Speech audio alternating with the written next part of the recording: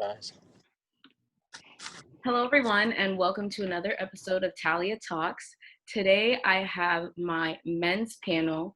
I have a really great, amazing group of guys here to answer your questions, the people's choice questions. So to begin, I'm going to let them go ahead and introduce yourself. I don't think it's like you can see my screen, so I'm just going to let you guys, choose your order. So whoever would like to go first. All right, if you ain't first, you last. So allow me to introduce myself.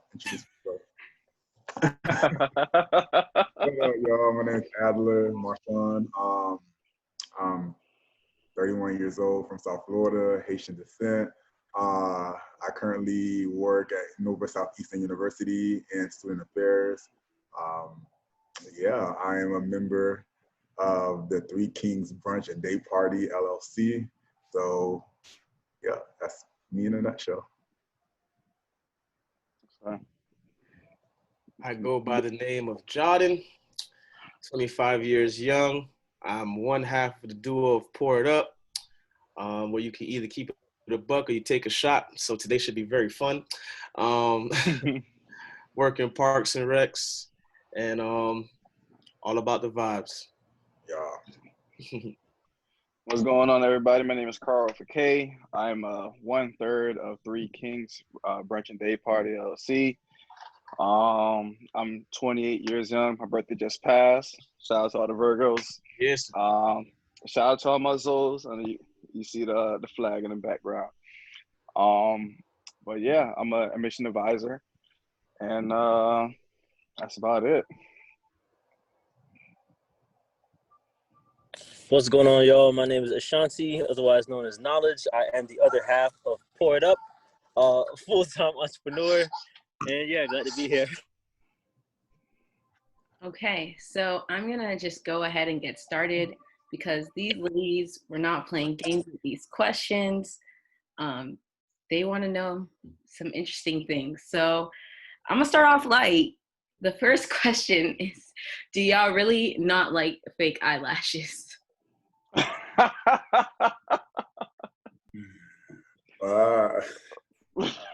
No, I don't. No.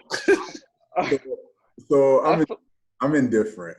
So I see the benefits to certain females that don't have eyelashes, and they apply them and they make their eyelashes look a little bit fuller.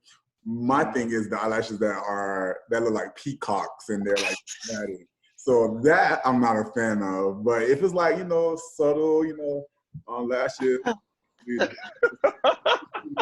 look, I support it. But when you look like you sleep, or you sad, or you crying, they're too heavy. They're too heavy, sis. Anyone else want to add? Nah, I mean, I pretty much agree with the king here. If they look natural, like I definitely understand with like the women with like no eyelashes or small eyelashes and whatnot. But the ones that look like bangs, they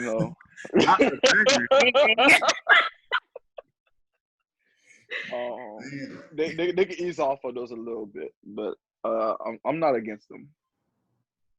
Yeah, I'm not even really a guy that's really big on makeup or anything. So, like, really and truly, I don't think like women really need that stuff. But hey, if it make you happy, you feel me? Do you? But I gotta be real with you, like, that I don't really think that like is needed. But what I will say is though, if you are gonna use them, you can't have them like almost like coming off. Like sometimes you be at an event, and sometimes like it's been it's been lit, and like, we passed brunch now, we at the day party, and now you walking by, it's coming off, it's like clumpy, and it's like, at least, like you got to keep it together. So if you are going to wear it, keep it together. Yeah, me personally, I don't mind.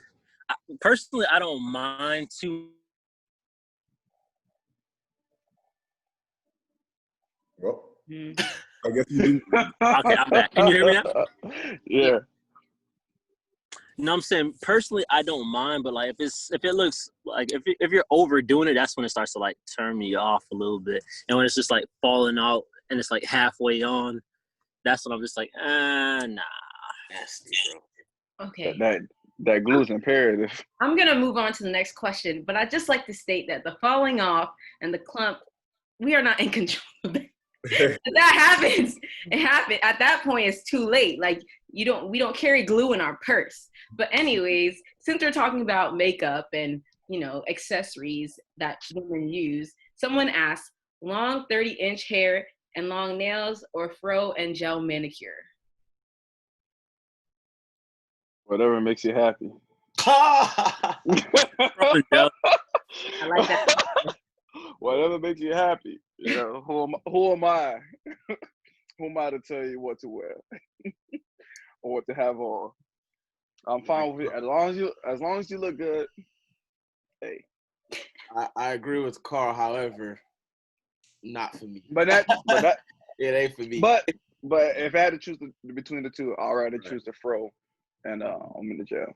Yeah, fro and gel for sure. Is that okay? Seems like a group consensus. All right. What do you guys do in your free time? I'm genuinely curious too. I don't know what men do in their free time. So what do you do with your free time? I mean, so for me, I'm more of a bonder. Like I like bonding with friends. So either just like vibing at the crib or just like going out to eat. I'm a big bruncher as well. Hence Three Kings Brunch. So that's what I like to do on free time. Just like bonding with friends, and it'd be about whatever. Like we just decide to watch a movie, or we decide to go get a drink at the bar. I'm all about bonding, building relationships.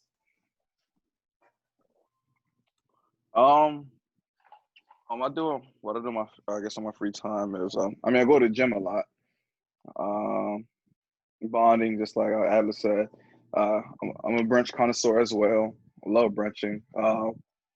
If you ever want to brunch, hit my line. I'm always down. I don't know. I enjoy nature. I like being outside. So anything outside is cool with me. Yeah, for me, I like to partake in sports, preferably basketball, football. I do too like to bond with friends, brothers. That could be anything from the drinks to dinners to, of course, brunch. I'm not a brunch king. I'm a brunch prince. I'm coming. For sure, man. It's all about just the vibes, with people like you care about, stuff like that. I think that's what I pretty much do in the free time that I do have.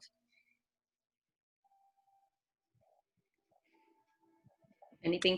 Personally, if I do have any free time, I'm usually just reading or researching or make millions. just fighting for the most part. Something like that. Stop being modest, bro. You be making millions on your free time, bro. Stop playing, bro. Okay, so the next question is going to pivot into what the premise of a lot of these questions are about, and that is women. So why do y'all like when women are mean to y'all? Who's y'all? Thank you. Oh, I forgot. I forgot. Before I preface, I was supposed to preface this whole talk.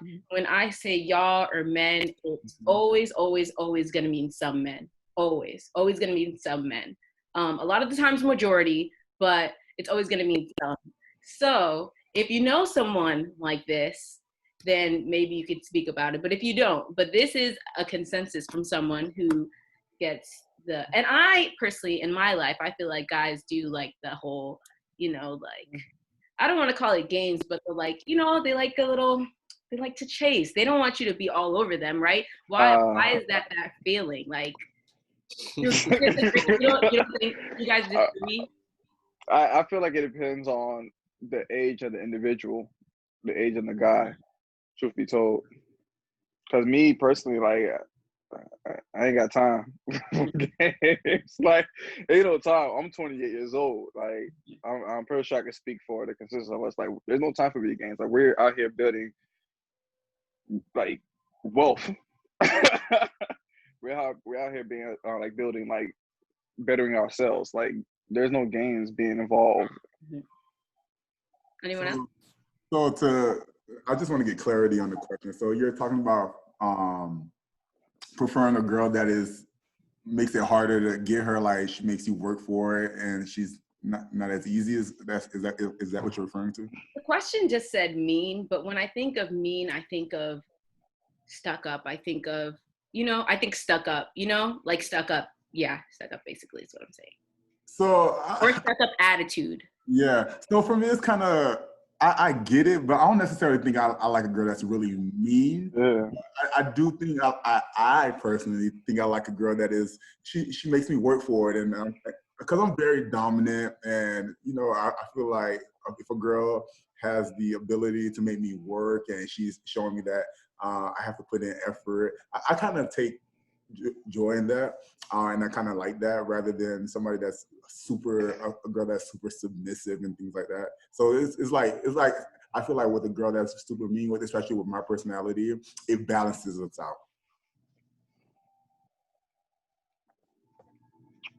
For me, I'll be honest, I never liked the mean girl.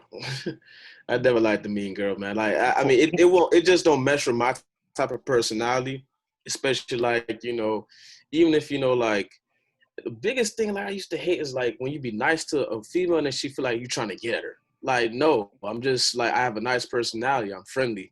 And then, they're like, boy, like what you want? And it's just like, it didn't even call for all that, so like, I never like, mesh well with that. But what I can say was that a lot of times some men do like that because of like, their environment where they were raised up in.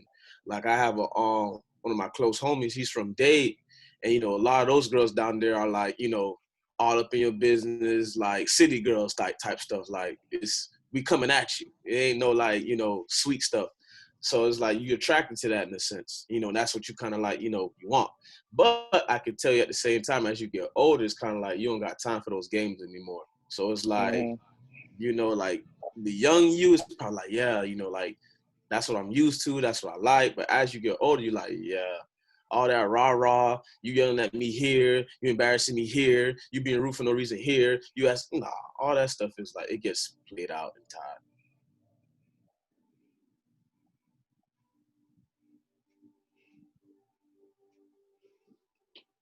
Ashanti. No, so I think the reason why most guys say it is because they probably just don't want a friendly girl. I'm thinking that maybe if they were if the girl was mean to them when they were first going after the girl, then the girl's gonna be mean to other guys. So they're probably under the impression that like, all right, I want a mean girl, so that I know she's not gonna be friendly to like every guy that talks to her. So maybe that's why. Makes sense to me. How do you know what kind of date that you want to take a woman on? And you guys don't have to answer you don't have to keep answering in like the Chicken wings and fries. Okay, chicken wings and fries. I mean, it all depends. Like I said, I'm outgoing. I like food too. I'm a food connoisseur, so I might try different restaurants with the individual. Might do like a picnic or something like that. It all depends on the mood, how I'm feeling, the weather. You already know, big job. No, I mean, a date, what's funny is the fact that, I'm learning a lot of dudes don't know how to date, man. A lot of dudes don't know how to date, bro. But what I can say is that pretty much is like, if you want to be simple but romantic with it, bro, all you got to do is just include the beach, bro. Long walks, conversation type stuff. I think the biggest thing is just to have conversations with, the person that you're trying to get to know. At the end of the day, a movie is a horrible date because you're not getting to know each other. That type of thing. So like, if it includes like some type of, conversation, I think that's a great date. And I think that's what I'm thinking about the most in any date, even in a relationship myself, like it's constantly, I think, of ways to just, continue to keep conversation and get to know each other and get to learn things about each other. So conversation is big. Anything that can allow us to like indulge, for sure. For sure. You think the beach is a good general date, like, because we live in Florida? You think that people should take more advantage of that? Sure, on sunset, at night. I mean, the day is kind of hot and there's a lot of people, but sunset. He just being night, cheap. Nah, okay, for sure. No, for sure though. But think about it though. Even if you being cheap, it's still like romantic. You could do like so much on the beach, like wine and like snap. Like, bro, the beach is a cheat code. The beach is a cheat code. There's a cheat code. Crazy thing is, I don't think I actually did I don't think I did a beach date before. Okay. There it is, my brother. Brunch on the beach. Boom. Man, you're on to something, my brother. Out there. Deerfield Beach on that pier that's the best spot. Girls love the pier. You just stand there, look over the ocean. Come on, bro. They feel like they're on the Titanic. Okay. So to counteract that, what type of dates are the best to take a guy on? A girl wanted to know that. Oh, that's a good question. I take guys on dates, so I want to know too. That's a great question. The beach, right? Nah, not for me. Nah, yeah. No, I don't do the Honestly, I feel like anything involving food. Anything involving food, honestly. Okay. Carl says Food, brunch. Yeah, I think brunch is a great date. Honestly, I'll say if you take a guy out of his element in terms of like something he might be different to, but open would be a good date. I agree with the brunch part, but this kind of contradicts what Jordan was talking about, going to the movies. Like, you don't really get to know somebody. But for me, one of my best dates ever was going to a concert. So even though we weren't able to have that conversation or talk intimately at the concert, it was just a vibe. And so we always— The experience. Yeah, the experience. And then you can always, anytime, even when you listen to any particular song from that artist that you went to see, it always brings back that memory that you shared at the concert on that particular date. So I think a concert is a good date for me. Yeah, you know what? Thinking about what you just said, Alan, like I've always wanted to go to like in Florida actually doesn't really have too many places, but like, you know, a Jamaican spot, like with like those nice like chill vibes, like where you could dance and stuff and catch a vibe type thing. That's like one of the like best dates I feel like you could take, you know, like a guy or like anybody, just get them like, you know, in a vibe with some music, with some drinks, get them loose. And I think at that point you got them, you know. So I could definitely feel what you're saying about that concert. Yeah. So for me, I'm not really like a big date type of person per se, but I would prefer, I don't really like when people spend money on me. So I'm more of just a kick it type of person. Like as long as we're relaxing somewhere, doing things that require minimal effort, I'm happy. Or like a trip somewhere, something like that maybe. A trip on the first date? Yeah. Hey, you understand? That's a big boss over there you talking to, man. You can't travel with anybody, though. Hey, man. First date in Cancun. Ashanti makes millions on his free time. You don't know? Like, Okay, so the next question is, Mom, if you're watching this, please turn the camera off now. Turn the YouTube video off now. But the question is, what is good punani, aka WAP, and what are the parameters?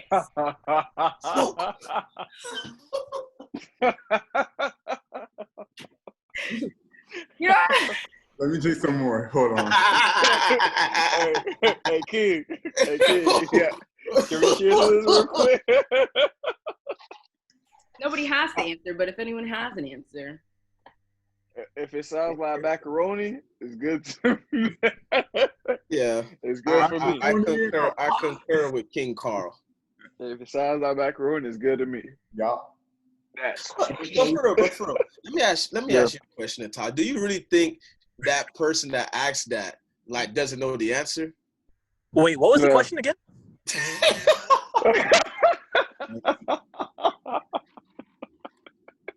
What is good punani, aka wa? What are the That, parameters?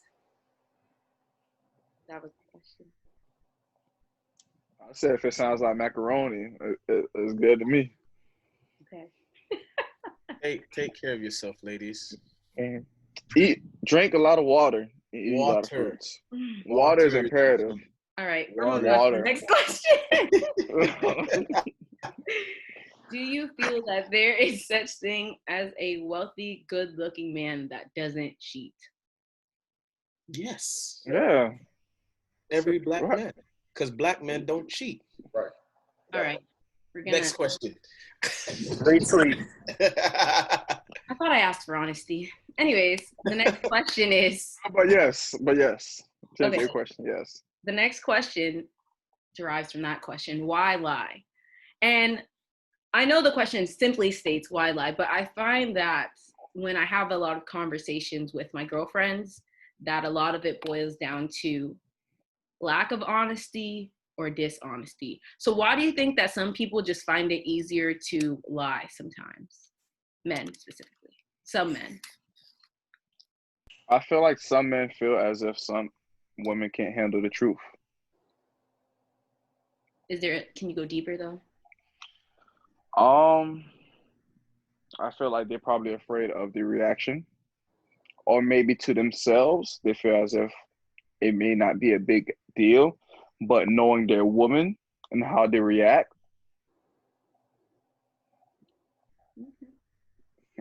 that lie will probably, save that reaction. I agree. I think, it comes down to like definitely like if I tell you this truth is gonna come off probably too harsh. So I'm gonna try to make it a little bit, I'm gonna keep something out of it. I'm not gonna tell you everything. I do think that comes along with it. Well, I'm learning a lot. It might sound, like a little cliche or not real, but a lot of like Honest. dudes get that from like their fathers or like, Hmm. people or the male figures in their life. Like these are like they did it, it worked for them, it can work for me too. And like Hmm. just those habits are hard to get rid of. But I think especially with dudes our age, it's just like you wouldn't even understand.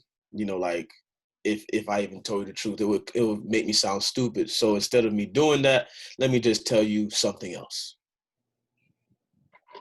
Hmm. Anyone else have anything to add?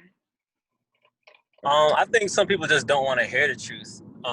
They probably think that they want to hear the truth in regards to some woman, but then when you give them the truth, they don't want to believe that.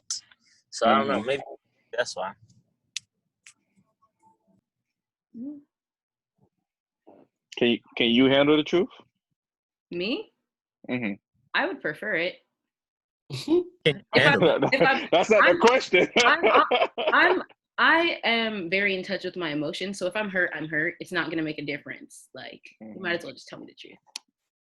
Mm-hmm. I feel like it saves time. It saves time. The truth comes out. It always comes out. So it saves time, just to be honest. But It's time. back to you guys. Why do you think some men are so afraid of women being independent? These are people who are living through their lived experiences. So the questions are derived from somewhere. So if you can think of, it may not apply to you, but if you think you've seen this in your life, I Yeah. think scared is the wrong word to use. I think Yeah. it's some men don't prefer that because usually independent women like they have like this layer that like I don't need you for anything. It's an ego. Yeah, like so it's They kind of develop like this ego. right. So it's kind of like like when you're trying to take care of things, like you can even pay for a bill, and she's like, oh, why you had to do all that? It's like I'm just trying to I'm trying to court you. I'm trying to like do this to like as just as a male, but it comes off to her as like like you're doing too much. So I think it's just more so like it saves time with just being with someone who isn't like so strongly independent, but at the same time we prefer a woman to understand that she can get her own bag. But you do Hmm. have some of those women that take that mindset and be like, I don't need a dude for man like Take Nathan. it. It's like dang, Those like, conflicting what's up? messages. I'm Aren't sorry? those conflicting messages if you want someone who gets their own bag and does what they want, but you're telling them not to be fully independent? Oh, I say you Oh, can we're not. appreciate it. You can appreciate it, but it's one of those things you don't have to like bring it up like, like every other 2 seconds, like I don't need you for nothing. Like da-da-da-da. It's like, come on, man. You don't have to do all that. I understand you make money, I make money. You feel me? Like if I want to like treat you, let me treat you. Like you don't have to like be so, Because at that point, it's like, why am I here for? Exactly. You know? Exactly. If I'm trying to provide for you, granted, I understand you can get your own bag, but that ego comes like, nah, I got it. I don't need you. It's like, well, Exactly. It's like, all right, I'll be out there. all right, I'll keep this in my pocket. You feel me?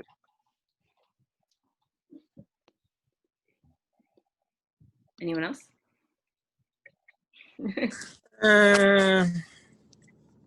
Nah.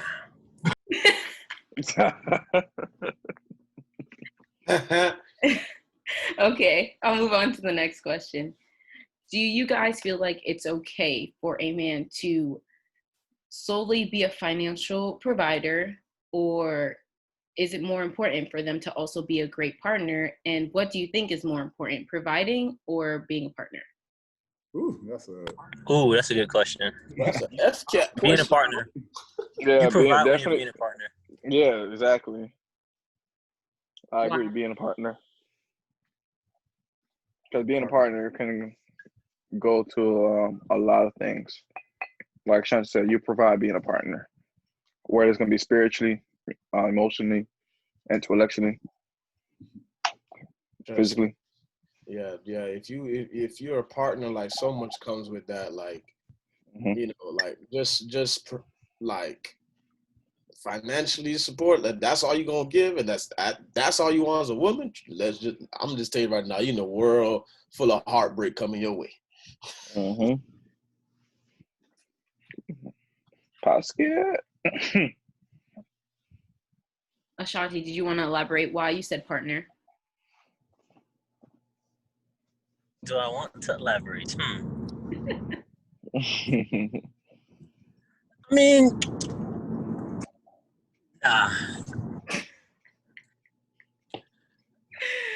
Okay. Next question.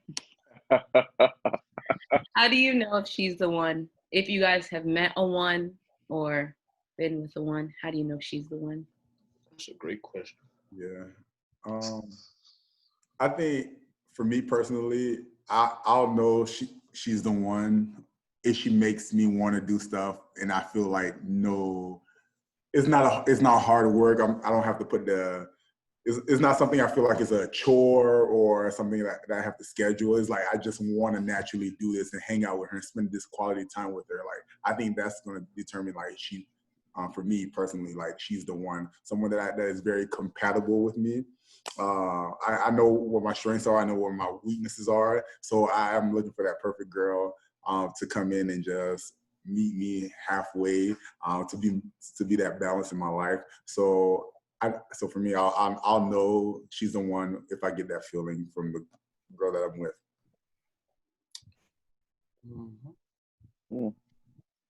I think you'll know like a little bit what Alice says, like just when things you just start seeing yourself like change in ways that you didn't even realize before. It's like things that you be kind of like pressed about. It's kind of like now it's like, nah, that's cool. Let's do it. I can't really get into detail, but it's just a thing that like just comes over you. I guess you could call that love, but it's just one of those things where it's just like you just start to like see yourself change, and you start to see like things are becoming like a little bit more simpler. You're more open to things, and I think that's when you know like that's the one. Like when you get a different viewpoint on things, you start relaxing. Your homeboy's like, hey man, what you mean you ain't trying to do this? You ain't trying to like, I'm good tonight. That's when you're gonna start knowing like, yeah, this the one. I agree. It's all about that compatibility. I feel like once you get to a certain point within the relationship, you'll know.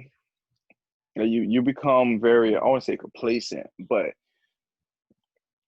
I guess you'll start thinking of things of like you start thinking about children in the background of that specific individual. You might start thinking about like the actual marriage itself. Um, it it all once you start realizing that this person is adding on and being very beneficial to your life, I think that's when you start realizing. Mm-hmm. I think it's when it's someone that like complements your personality and they add onto your life. Someone that I don't know. I think it's just someone that has their personality just mends with yours well. You could be your complete self without having to change up who you are. Okay, those are all really great answers. Do you think that placing, if you guys are religious and Christians, because this is a question specifically rooted in Christianity, do you think placing God in your partnerships is becoming a thing of the past? Pass. No, let me answer this first. Go ahead, my brother. Pastor Adler. I don't think it's something of the past, and I just know, just like friendships that I have too, I know that is just a priority in their relationships too. Like for me, my girl, my wife, my significant other has to believe in what I believe in. And so I do believe that I do believe in God, and I do believe in Jesus Christ, died for us on the cross for our sins. So I would definitely prefer my wife to, well, I don't want to say preferred, it's mandated. Honestly, for me, that's just being honest. Like for me, she has to, go to church and be a believer. I was, just to be transparent, I was in a relationship where, like, even though she was a believer, she was 7-day Adventist when I go to church traditionally on Sundays. And so for me, that was a big issue in our relationship because I was like, ugh. For me growing up, I know I understood the values, or I appreciated the values of going to church with my family, seeing my mom and dad wake up every morning on Sundays, pray together every day. And just like, I feel like it brought our family together. So for me, wanting my own family, I want to follow those same practices and principles. So that's just important for me right now. And I think it's just as important to me now as it was back then. So I don't think anything has changed with time. No, I feel that. I agree. I don't think, putting God in your relationship is a thing of the past. I actually see it like, the relationships that strive do have, God in their relationship. And I'm not going to be here to sit here and tell, a person like, oh, you need God in your relationship or anything like that. But I'm just saying, like, I know for me personally, that's what makes my relationship work. That's why we're able to like see, the good days. But I do believe that in order to have like a good relationship, you do have to have some type of spiritual background in it. Because at the end of the day, it's going to be a lot of trials and tribulations that y'all both not going to be able to answer. And who you going to look to? Your friends, your homies, they ain't going to have the answers either. So, so at that point, I don't think it's something to pass. I actually think it needs to become something more, but I actually don't think it's something to pass. A lot of successful relationships I see have God in it. Man. Yeah, I definitely agree with the two gentlemen. You need that foundation. You need that rock. You just need it. It's imperative. He's that person wakes you up every morning. Like you need that foundation. I would say I would agree, and I don't think it is something of the past, but I do say it's different strokes for different folks, because I know some people, if you're in a relationship, they might be way more religious than you are, but I do think it's important to have that same, at least be on the same spiritual plane, or that same level together, where you guys can like agree on some stuff on a spiritual level, but I don't think it's something of the past. My friend who answered that question is going to be happy to hear your answers. Is marriage a goal? Why or why not? Of course. Yes. Of course, man. Me personally, like, why not have that solid, that numero uno, that only uno, right there next to you while you building that wealth, you building that generation, just there with you by your side, your Eve, your partner, your rib. I think it's needed. Yeah.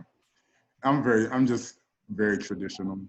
So for me, just always growing up, knowing that, marriage was always another level in your life and something that, again, I see as beneficial when you have a partner, someone you can call your own. Continuing to grow with you and supporting you is very important to me. So I definitely believe marriage is very important in a relationship. Yeah, well, 100%. It is definitely a goal for me. I think, being, a witness to like my parents being married for like over 20 years is kind of like, that's something that you aspire to get, and then your grandparents have over like 60. It's like, of course, that's something you want to get to. That's something you want to like build. That's something you want to be able to tell, like your kids one day, your grandkids, like how long you've been together and why you all fell in love. I just think it's a beautiful thing. And it's most definitely a goal. Mr. Suave. Is it a goal for me? I knew why I knew he was gonna say something different. Yeah, what you guys are saying? Nah, it's not really a goal for me. Like when I look at marriage, I just look at it from the business standpoint. I'm just seeing it as a contract. What's more important for me is having that like connection, that spiritual connection, and that connection that you have with the person. But signing that piece of paper is not necessarily a goal for me. But hey, if it happens, it happens. Yeah. So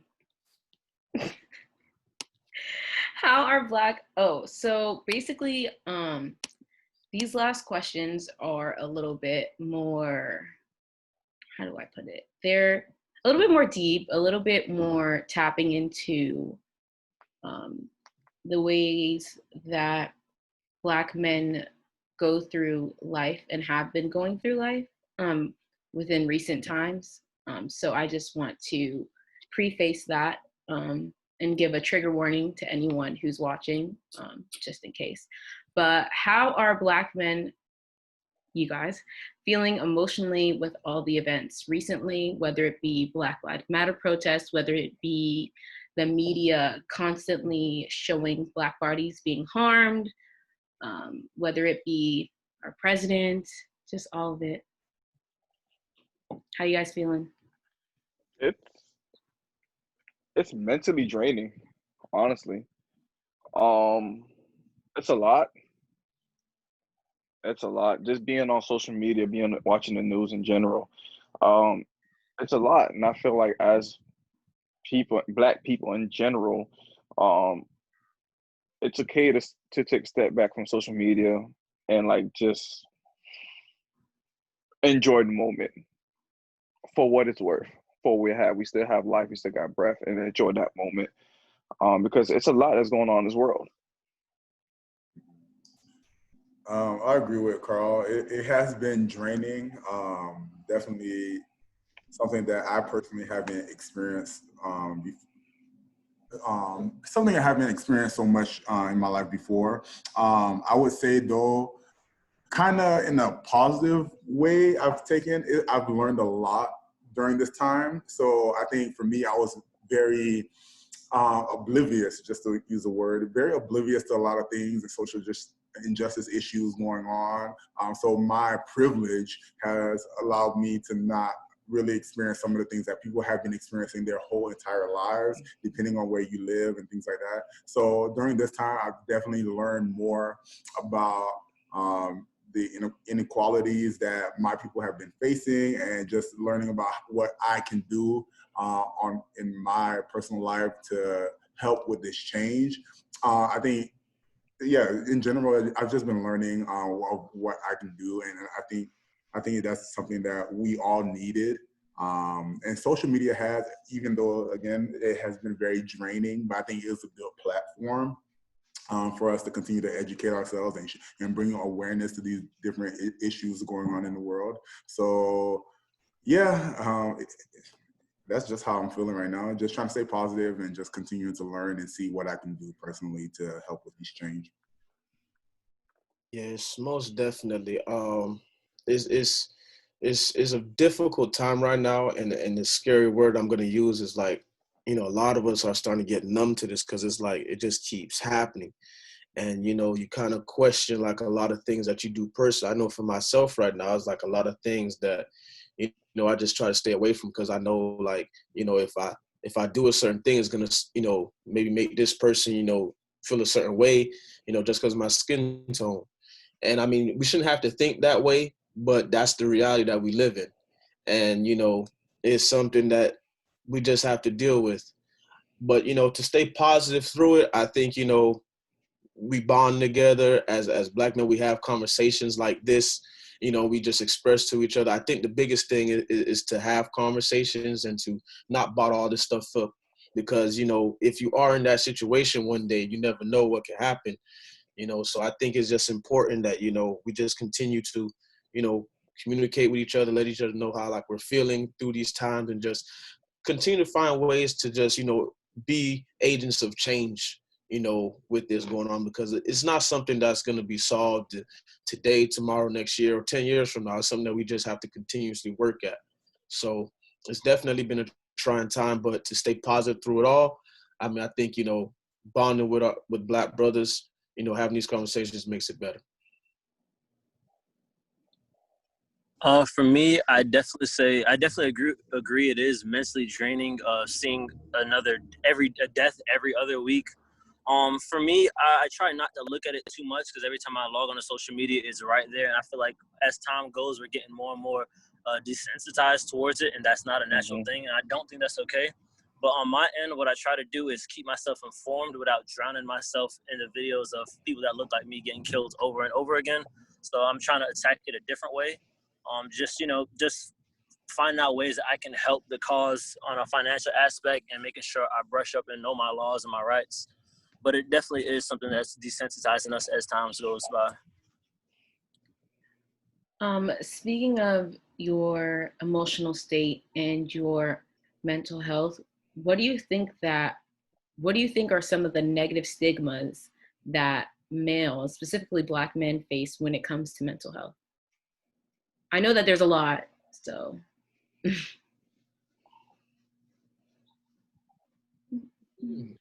That's a great question. I think. Go ahead. I was gonna say, repeat the question one more time. What are some of the negative stigmas that when it comes to mental health in males, but specifically Black men, since you guys are Black men? That we're tough and we'll get over it. Yeah. In a nutshell, that's all. Yeah. I'll say that's probably the biggest one. I'll say one that's coming of, a new one is that, Black men don't care about their mental health. They just go on about it. And that's not something I agree with. I think, now more than ever, it's becoming a time where like we are starting to get in tune with like what we're feeling and having conversations with each other and letting it get out. As of old, like what our fathers taught us, our grandfathers, shrug it off, dust it off. And I got to be honest, like some days, you do have those, those feelings and those thoughts. But at the same time, I think, in this day and age, what we're seeing, what we're going through, as we grow up, like it's getting tougher. So it's one of those things where it's like you need each other to like let them know, like, hey man, I've been struggling. I've been going through this, like, so many things are happening to me. Like, I need your help, my brother. Or, you actually go to like a therapist. I think that's very important, and I think, a lot of people think, Black men shouldn't do that or we don't do that. And it's kind of like, I've actually heard a lot of Black men say like, I go to therapy because I need it, and I think, I get them all the kudos because that's something that, they're actually doing. It's tough. Right. It's not tough. easy.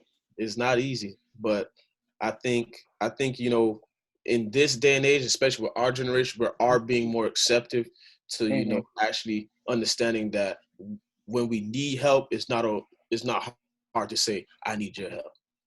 Yeah, that kind of ties into my next question, so I'm just going to bring it up to add to the conversation. Someone wanted to know they said those who are 18 and up, but you're all over 18. So she wanted to know if any of you guys are in therapy and how important is mental health to you personally? I'm not in therapy, but mental health is very imperative. Um, I'm an advocate for therapy. If black men, if you need it, get it. I feel like as black men in general, we should get it just because um, black men don't vent. Truth be told, at least with me, I don't vent at all. I may vent to myself, but on a side note, women, if a black man is venting to you, take that as a compliment. Don't brush it off. Mm-hmm.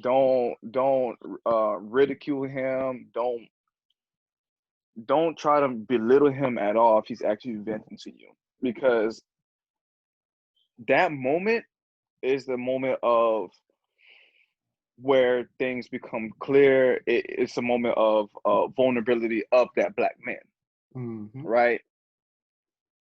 You don't want to. What's the word I'm looking for? Break that connection in a sense, Mm-hmm. because at that moment he's being vulnerable to you, right? But yeah, I'm an advocate for it. I do a lot of, I guess, mental health release. Like I go to the gym a lot, meditate, pray, um, just for things to keep me sane.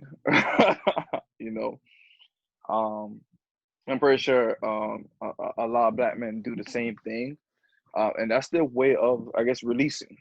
Yeah. Yeah, that also ties into my next question. I'm just going to add all the questions together since you guys are kind of touching on them.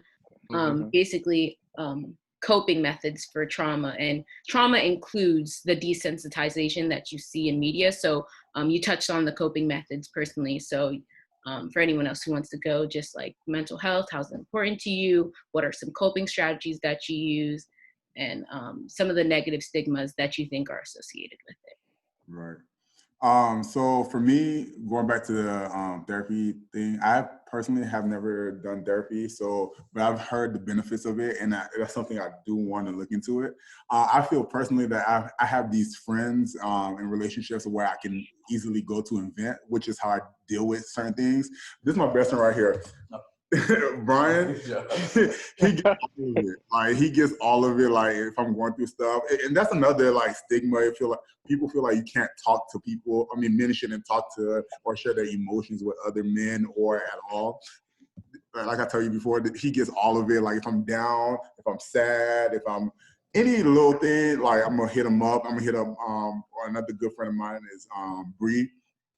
She'll get all of it, and then I think for me, it's not always looking for an answer. It's just allowing me to kind of express myself and talk to these. That release. Yeah, release, sharing how I feel.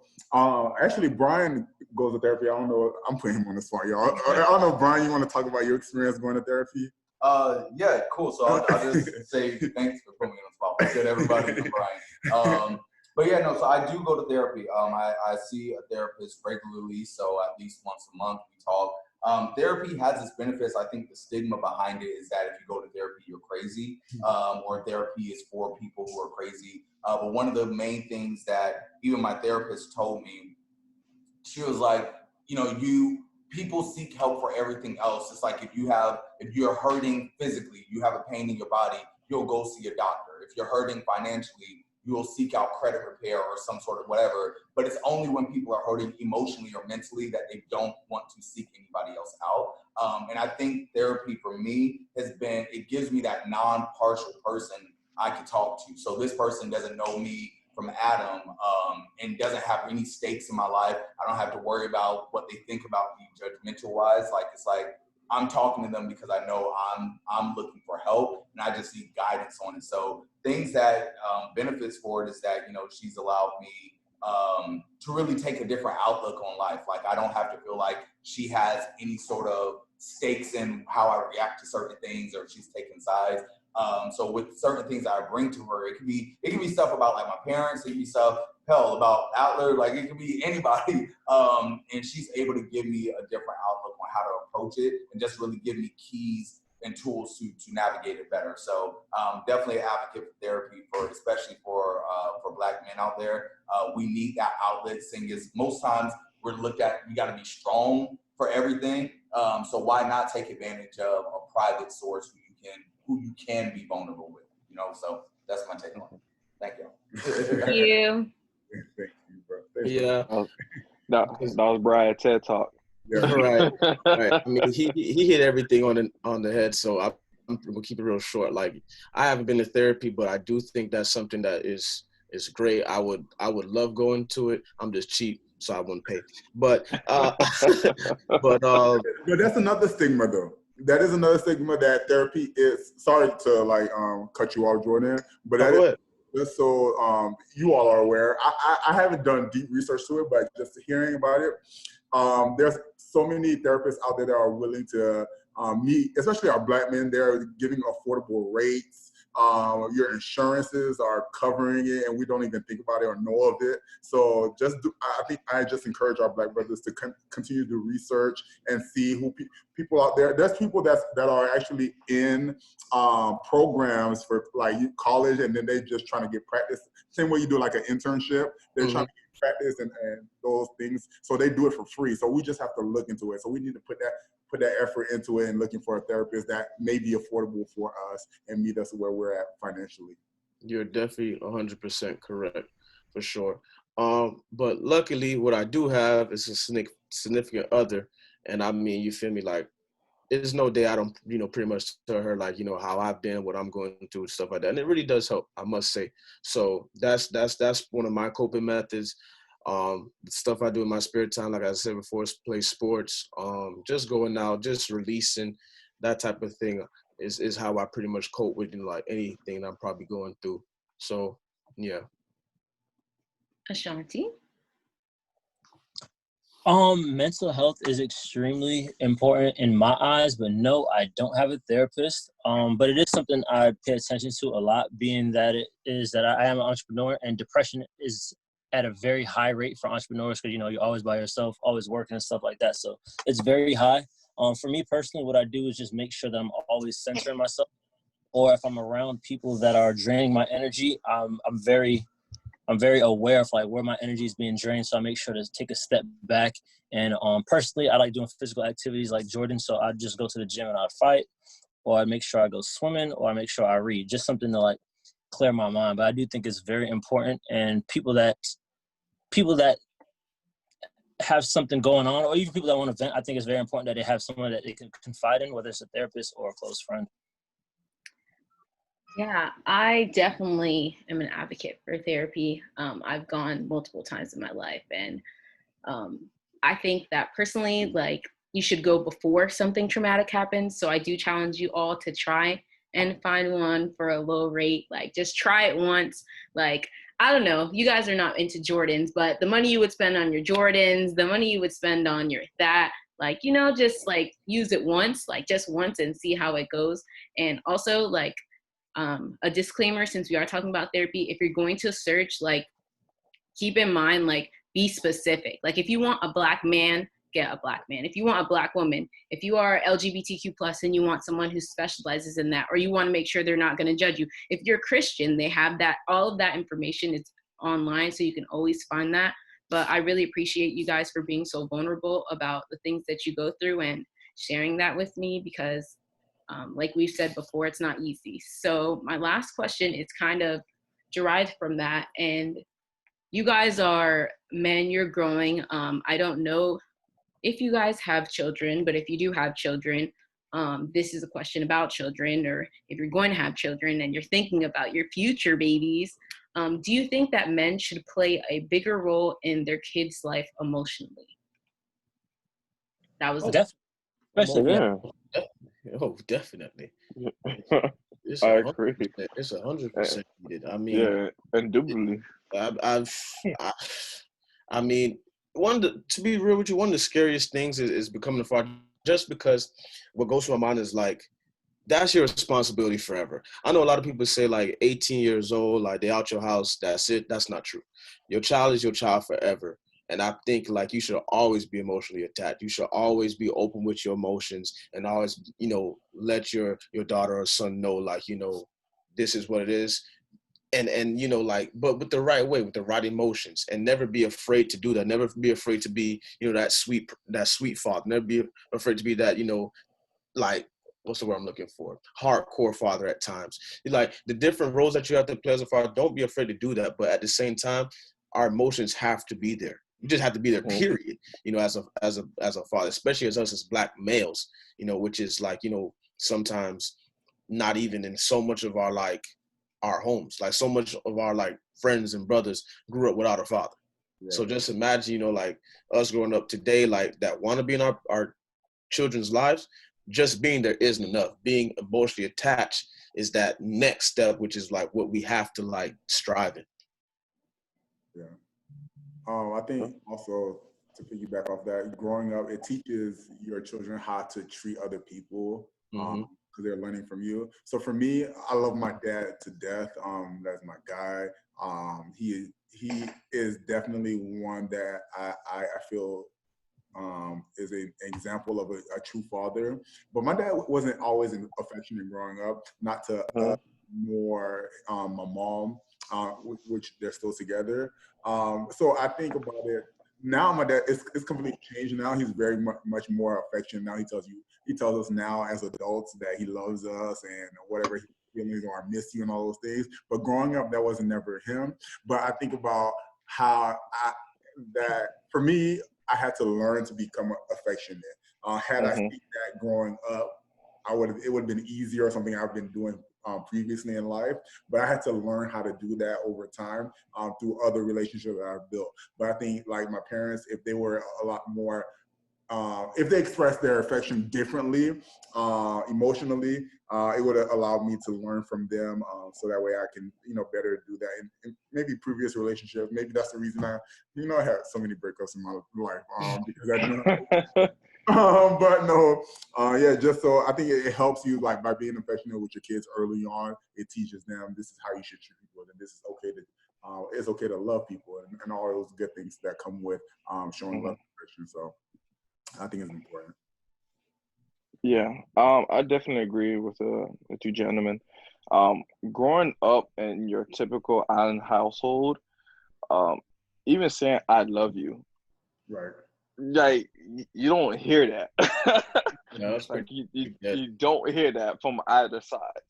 I mean, at the end of the day, like like your parents love you, but that expression really wasn't there per se, right? They provided because through their actions, of course, but I think when it comes with trial and error and growing up, right? You'll pick up things that you think you won't do or will do that you pick up from your parents, and when you have kids, you'll learn, right? The things you learn throughout the childhood, like what, my parents wasn't as affectionate, but guess what? With my kids, I'm gonna tell them I love them every single second, So that affection is imperative. It's needed, because I feel like I wouldn't say it fills a void, but it fills a void that's needed. Most definitely. And can you reiterate the question one more time so I make sure I'm answering correctly? Should men play a bigger role in their kids' life emotionally? Oh yeah, definitely. I definitely think that men, especially Black men, should play a big role emotionally in their kids' lives, because what you instill in your kid at a young age is gonna kind of stay with them for the rest of their life, whether it's consciously or so. I think it's extremely important. Because it scars them. Like if they don't get that as a child, it's gonna grow into them as an adult, and they're gonna have to find it and learn how to get it from somewhere else. So yeah, I think it's important. Okay, well, we reached the last question, guys. It was an amazing talk. I really appreciate you guys for being honest, for taking accountability, for having good laughs, good vibes, and for your time here today. If you guys have any closing words, you can say them now. No, well, I'm pretty sure we appreciate you having us, giving us this opportunity. Appreciate the questions. I guess I'll start the closing remarks. If you guys want to follow me, you can follow me at unreserved, UN_reserve, RESCRVE. And definitely follow our brunch page, Three Kings Brunch. Stay tuned. No, most definitely. Thank you for having us, Natalia. I mean, this was great. This is amazing. I hope you continue it and you reach, even more than what your, like your dreams could hope for. Yes. If you want to follow me, you can follow me at It's Jawdin with 2 W's, JAWWDIN. And please follow our podcast, you feel me, Pour It Up Show, on Instagram and Twitter. Much love. Yes, sir. So again, yes, thank you for having us. Again, on behalf of Three Kings Brunch, we appreciate you taking the time to, interview us, but also providing us this platform for people that may not be familiar with the brand. For you that are not familiar with Three Kings Brunch, be on the lookout. Hopefully COVID ends soon, or at least it's modified for us to be able to provide you some type of great social experience soon. In the meantime, keep, like Carl said, follow our Instagram page. And if you want to follow me personally, my Instagram page is hi_definition6. So that's HI_DEFINITION, the number 6 IX. So follow your boy. Thank you for having me. Thanks for having us, Natalia. Great interview. A lot of emotions came out. Nah, I'm joking, but no, it was definitely. I do want to say that Carl said earlier is when a black man is venting to you, to take that like seriously, because I do think that was that's a gem there. And I would say never to throw back what he vented to you in someone's face. Yeah, I think that's a very important thing. Back off of it when you were saying it earlier. But yeah, you can follow our page at Pour It Up Show, and you can follow my personal page at Shanti the Goat, and my business page at Knowledge Suave. All right. So thank you guys, and have a great rest of your week. Much love. King, stay up. Appreciate you. Yes, sir.